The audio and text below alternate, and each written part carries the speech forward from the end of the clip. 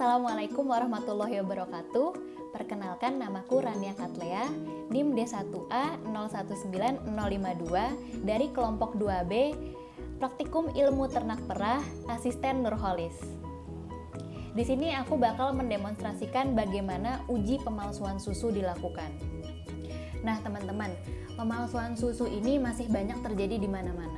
Bahan-bahan yang sering digunakan disebutkan oleh Murty tahun 2010 pada bukunya yang berjudul Pasca Panen dan Industri Susu, yaitu berbagai macam bahan yang sering digunakan pada proses pemalsuan susu, diantaranya air, santan, air kelapa, air beras atau tajin, dan tepung. Nah, teman-teman, yang akan kita lakukan pada uji pemalsuan susu pertama-tama yaitu mempersiapkan alat dan bahan.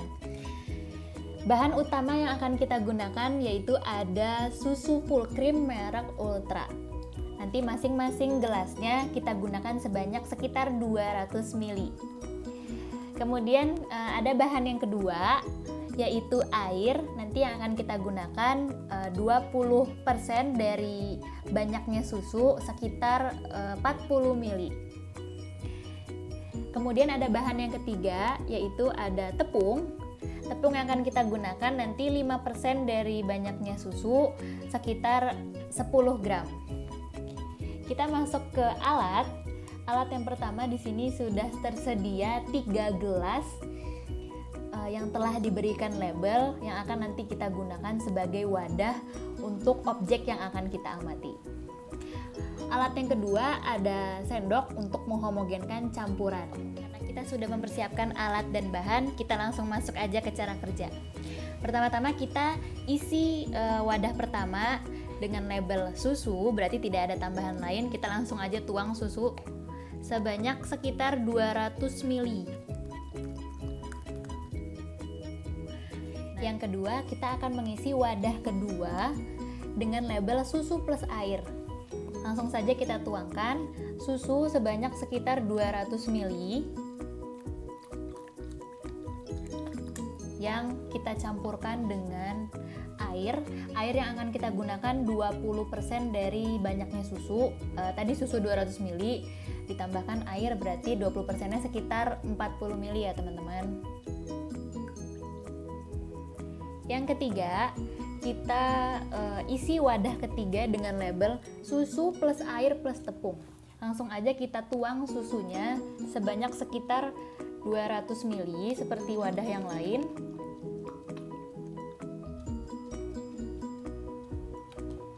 Kemudian kita tambah air sebanyak 20% dari jumlah 200 ml susunya, berarti airnya 40 ml seperti yang tadi, 20%. Tambahkan saja. Selanjutnya bahan yang ketiga masih pada gelas yang ketiga ini, yaitu yang terakhir tepung sebanyak 5% dari jumlah susu, berarti sekitar 10 gram yang akan kita gunakan. Langsung saja kita tuang ke gelasnya. Nah, ya. Kita homogenkan.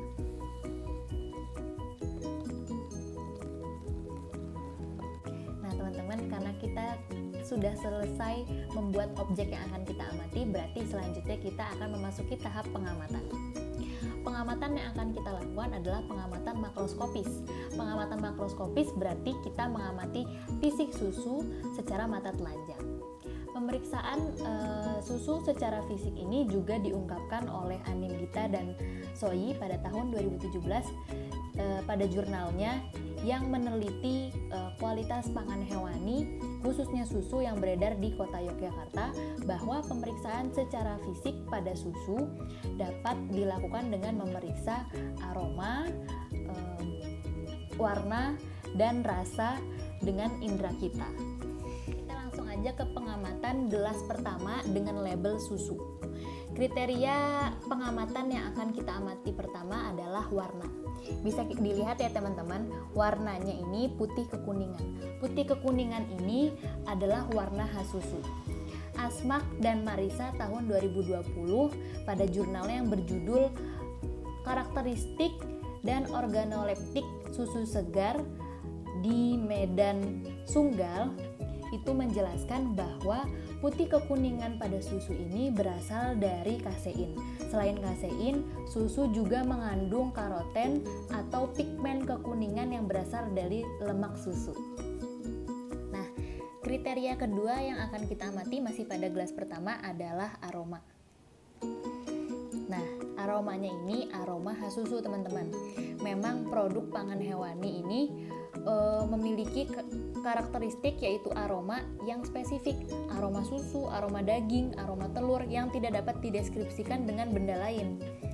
Nah, aroma khas susu ini sesuai dengan jenis ternak yang memproduksi susu. Kita ambil susu sapi, berarti aromanya khas susu sapi. Kriteria pengamatan yang ketiga adalah rasa. Rasa masih pada gelas yang pertama, langsung aja kita cicipi. Nah, rasanya ini gurih, teman-teman.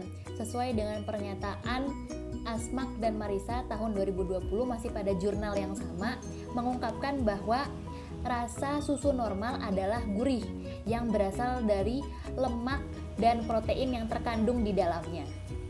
Kriteria pengamatan yang terakhir adalah tekstur. Masih pada gelas yang sama, yaitu susu tanpa tambahan apapun. Bisa kita lihat teksturnya. Ini tidak terlalu cair dan tidak terlalu encer. Teman-teman, kita beralih ke gelas yang kedua ya, dengan label susu plus air. Kriteria pengamatan sama saja. Yang pertama itu ada warna. Bisa kita lihat ya teman-teman, warnanya itu tidak jauh berbeda dengan susu normal, tetapi ini lebih bening karena ada tambahan air. Di permukaannya terlihat transparan. Nah, kriteria yang kedua yaitu aroma.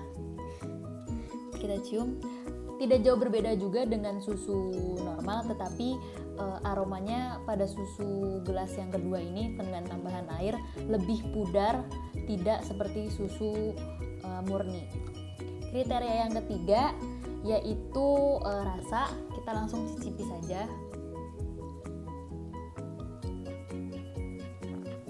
Nah, rasanya itu anyep atau lebih tawar dari susu normal karena tadi adanya tambahan air, teman-teman. Terus kriteria pengamatan yang keempat itu ada tekstur. Kita lihat ya teman-teman, tadi teksturnya lebih encer karena adanya tambahan air.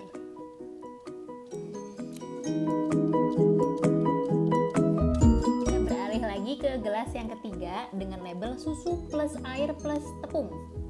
Nah, kriteria pengamatannya sama saja. Yang pertama yaitu warna. Kita lihat warnanya lebih tidak jauh berbeda, cuman lebih putih saja karena adanya tambahan tepung tadi. Kriteria pengamatan yang kedua itu aroma. Kita cium. Aromanya ini aroma khas susu, hanya saja ada samar-samar aroma tepungnya, tepung roti tadi. Kemudian kriteria yang ketiga itu ada rasa. Kita cicipi juga.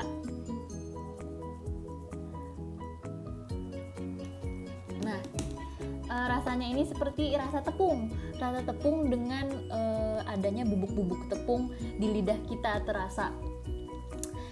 Kriteria pengamatan yang keempat itu tadi ada tekstur.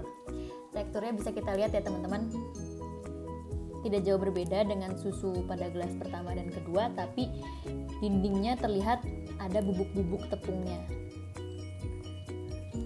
Gitu teman-teman.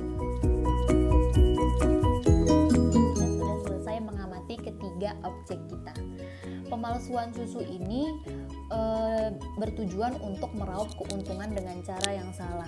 Asmak dan Marisa tahun 2020 masih pada jurnal yang sama mengungkapkan bahwa penambahan susu dengan air ini bertujuan untuk menambah volume susu yang akan dijual, teman-teman. Nah, sedangkan pada susu plus tepung ini, yang ditambahkan tepung ini bertujuan untuk menambah kekentalan susu. Terlebih lagi, yang paling bahayanya adalah ketika pemalsuan susu itu dilakukan dengan menambah bahan-bahan kimia yang dapat merusak kesehatan kita.